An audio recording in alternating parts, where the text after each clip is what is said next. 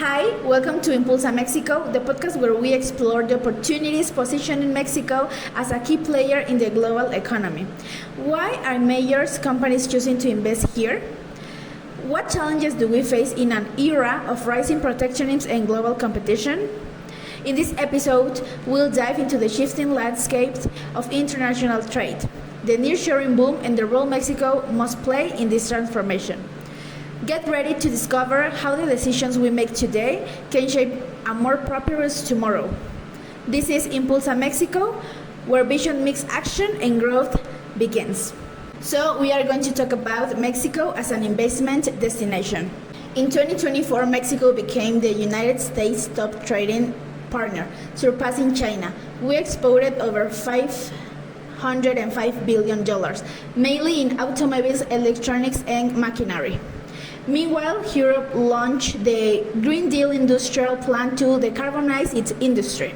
The goal? To strengthen national production and reduce forest dependence. We also received $35,737 billion in foreign direct investment, primarily directed to the manufacturing sector, especially in the northern border and Bahia region. These figures reflect companies' confidence in our strategic location. However, there are warning signs. So, Mexico fell to the last place in the ranking of the most reliable countries for investment among 25 economies analyzed. Factors such as insecurity, regulatory uncertainty, and infrastructure issues influence this perception. Before we talk about Mexico and international trade, we need to understand some key concepts. When we talk about patriotism, we refer to policies like tariff or subsidies that a country uses to protect its domestic companies from foreign competition. The idea is to strengthen the international economy, although it sometimes hurts free trade. Then we have offshoring, moving part of the production to another country, usually to save on labor or operational costs. A typical example is when a U.S. company manufactures in Asia to cut costs. But now, with all the issues in supply chains, many companies prefer to have their factories closer.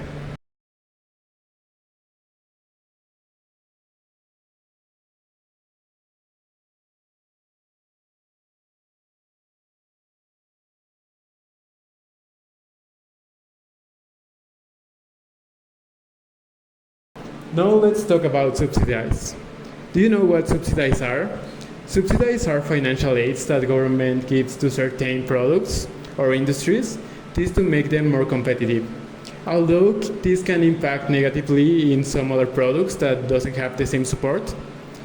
But on the other hand, tariffs, these are taxes that are for imported goods, and they are meant to make those products more expensive in order to protect the domestic industries. Now let's dive into the advantages that Mexico offers to the nearshoring. The nearshoring phenomenon has opened a historic opportunity for Mexico. Companies relocating from Asia aim to shorten supply chains and cut logistics costs. Thanks to her proximity to U.S., Mexico is the natural destination for this strategy.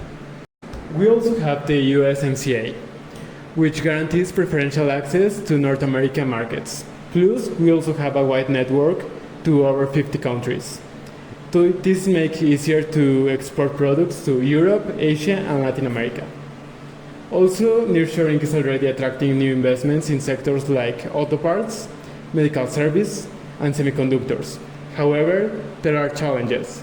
We have a lack of electrical infrastructure in the north, logistics congestion, and a shortage of specialized talent. Major companies like Whirlpool and Honeywell are already manufacturing in Mexico for export. We also have projects designed to benefit investors. One is the Sonora Plan, a Mexican government initiative that aims to harness the Sonoran Desert to generate solar energy and promote clean energy. It provides access to green energy near to the U.S. market and aligns with green subsidy policies like the U.S. Inflation Reduction Act. Another is the interoceanic corridor of Isthmus of Tehuantepec. Its goal is to connect Atlantic and Pacific Ocean through infrastructure focused on a rail network and strategic ports like Veracruz and Salina Cruz, Oaxaca. This corridor aims to speed up cargo transportation, offer an alternative route to Panama Canal, cut costs, and boost trade between Asia and the U.S. It also is designed to attract foreign investment seeking closer and cheaper alternatives to China, leveraging Mexico's strategic location between two oceans. But it's not all positive. The trend toward protectionism, driven by the US policies, threatens to impose new tariffs. We have already seen a 25% tariff on steel, aluminum, and automobiles. This directly impacts in our exports and also in our value chains. However, this has increased President Claudia Sheinbaum's popularity, as she projected leadership without open confrontations with Trump. It also led to a phenomenon called rally around the flag, when an external threat unites the country around its president. For instance, the automotive industry, which represents over 20% of our export, has had to halt production due to tariff uncertainty. Plants in Coahuila and Guanajuato have reported technical shutdowns, affecting thousands of workers. A BBVA study estimates that protectionist policies could reduce U.S. imports by 5% and lower Mexico's GDP by up to 1.5%. Uncertainty also discourages long-term investment. In light of this scenario, Mexico must act. The nearshoring opportunity won't last forever. It is essential to invest in infrastructure, expand electrical capacity, and improve ports and roads, and modernize the border. Agri-foods, electronics, pharmaceuticals, and manufacturing sectors remain tariff-free and gaining competitiveness over China and others. We also need to ensure legal certainty and stable policies to give investors confidence. Insecurity in industrial areas are unexpected, and regulatory changes have raised concerns among foreign companies. So another key factor is human talent.